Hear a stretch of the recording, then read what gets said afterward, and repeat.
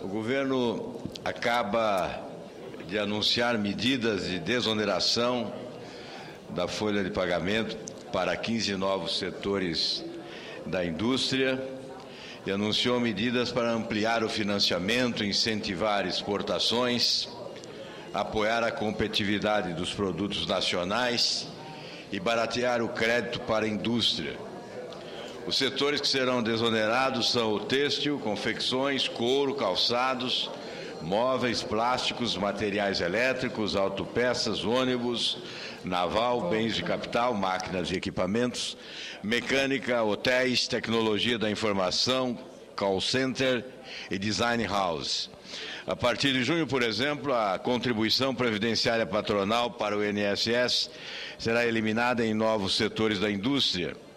Será substituída por uma compensação parcial, uma nova alíquota de 1% a 2,5% sobre o faturamento, tributo que não vai incidir sobre as exportações. Ficou decidido, por medida provisória, que o Tesouro vai cobrir uma eventual redução na arrecadação da Previdência. Senhora Presidente, o governo, desde 2007, já anunciou vários planos para salvar a indústria. Mas a única novidade deste novo anúncio foi que o governo não mudou o nome, tanto que foi divulgado como novas medidas do Plano Brasil Maior. Aquele mesmo apresentado há quase 8 meses e que pretendia salvar a indústria. Nenhum deles salvou a indústria, tanto é que se está fazendo outro. Enfim, apesar de ser um novo plano, poderia perfeitamente ser chamado Plano Mais do Mesmo. Novamente, o governo corre ao BNDES. São vários mecanismos de redução das taxas de juros de linhas de crédito oferecidas pelo banco. Inclui mais setores, deu mais prazo, deu juros menores e cobre uma parte maior do investimento. Quanto que o governo paga para rolar os seus títulos da dívida? 9,75%. Quanto vai cobrar dessas operações? 5,5%. Está emprestando mais barato do que vai captar. Qual a vantagem disso para o país? Esta é a indagação. Qual é a vantagem para o povo brasileiro? Em todos os casos, haverá custo para o Tesouro. E o contribuinte é ele mesmo, é o contribuinte, mais uma vez, arcando com esses benefícios. Portanto, esse governo não tem capacidade criativa. É sempre mais do mesmo. Ressuscita velhos instrumentos, mas é incapaz de aperfeiçoar essas políticas. Ressuscitam instrumentos ultrapassados de décadas passadas. A competência gerencial está sempre em dúvida, se é que ela existe. Pretende dar nova denominação às antigas câmaras setoriais. Isso foi utilizado no passado numa conjuntura totalmente adversa.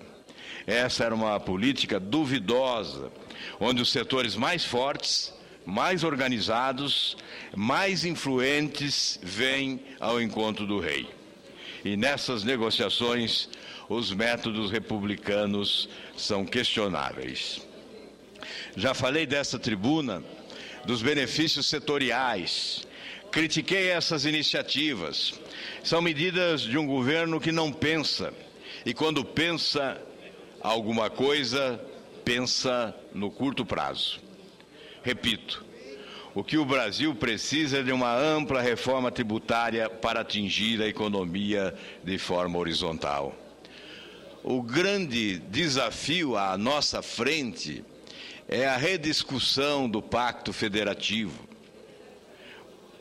As grandes reformas estão sendo ignoradas, não só a reforma tributária, as demais, como a administrativa, que seria mais simples, porque caberia ao Poder Executivo reduzir a estrutura agigantada que contempla a base aliada com os seus favores, quase sempre comprometendo a eficiência administrativa e abrindo as portas para a corrupção. O que estão fazendo são medidas paliativas, que atingem de forma vertical a economia, ao beneficiar setores específicos e não o conjunto da economia brasileira, que está asfixiada com o excesso de tributos e uma política cambial danosa aos nossos exportadores. Representantes da indústria ficaram divididos. Para o presidente da Fiesp, Paulo Scaff, as medidas são muito pontuais e não atingem os problemas fundamentais que geram falta de competitividade das empresas brasileiras. Enquanto o governo não atacar fatores que geram custos ao setor, como o preço da energia, gás e defasagem cambial, a raiz do problema não será resolvida. Portanto, senhores senadores, senhoras senadoras, ainda é cedo para uma análise de maior profundidade daquilo que anunciou o governo. Mas a impressão que fica é que, mais uma vez, o governo é espetaculoso ao anunciar e depois uma decepção ao executar. Mais uma vez, insistimos, o governo adota medidas acessórias para resolver uma questão que é macro. As grandes reformas continuam ignoradas. Por que ignorá-las?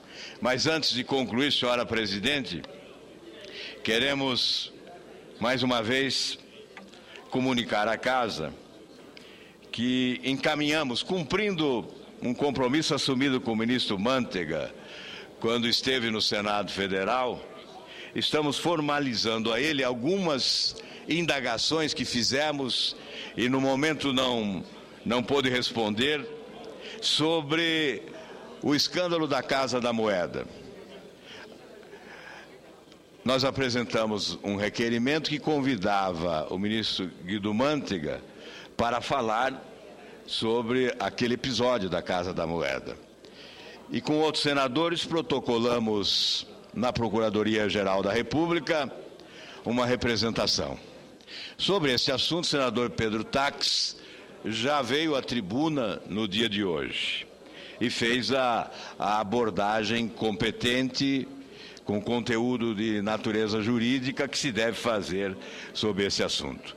Segundo o procurador Roberto Gurgel, por se tratar de suspeita de improbidade administrativa, um ilícito de natureza civil, o caso deveria ser tratado na primeira instância, uma vez que o foro privilegiado de que trata a Constituição Federal diz respeito à área criminal. E determinou o envio do procedimento à Procuradoria Regional do Distrito Federal.